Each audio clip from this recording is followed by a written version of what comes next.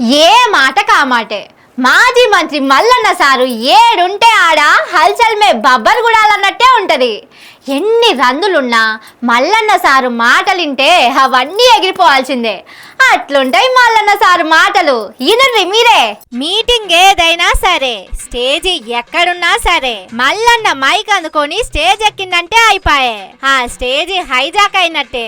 మల్లన్న మాట్లాడినాక వెనకసిరి మాట్లాడుడంటే జడివాన పడ్డాక చిన్నగా ఆన శినుకుల తుప్పిర్లు పడ్డట్టే అని ఖుద్దు కేసీఆర్ సారే కితాబిచ్చిండు. అంటే మల్లన్న ఏ తీర్ల మాటకారో వేరే చెప్పే అక్కడనే లేదు.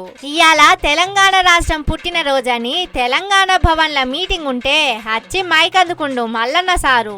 ఇక చూడుర్రి, ఒక్కొక్కరు సీటీలు కొట్టేటట్టు కుర్చీలకెళ్ళి కింద పడేటట్టు నవ్విచ్చిండు ఆ మల్లన్న. ఈ రోజు అసలు తెలంగాణలో దుర్యోధనుల చేతులకు పోయింది, కౌరవుల చేతులకు పోయింది.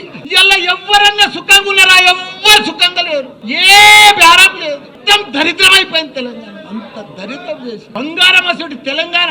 మన కేసీఆర్ వస్తాడు, మనకు ప్రాబ్లం లేదు. ఎందుకంటే వాళ్ళ గోయి వాళ్ళే తవ్వుకుంటున్నారు. వాళ్ళ గోయి ఎవడో తవ్వేది అవసరమే లేదు. ఇట్లా మల్లన్నను మాటల్లో గెలవాలంటే చాలా కష్టం. మల్లన్న తర్వాత సబితా మేడం మైక్ అందుకొని మల్లన్న స్పీచ్ తర్వాత నేను మాట్లాడేటందుకు ఏ ఉన్నది అంతా అన్ననే చెప్పేసే అని కారడ్డాలాడింది. రెడ్డి గారిని మాటొస్తే కొడతాం. మల్లన్న మాట్లాడడానికి నాకు ఇష్టం. అందరికీ నమస్కారం. మల్లన్న మాట్లాడడానికి నాకు ఇష్టం. ఈ తీర్ల మల్లన్న తెలంగాణ భవన్ లైన మీటింగ్ ను హైజాక్ చేసి అందరితోటి సప్పట్లు కొట్టించుకుండు.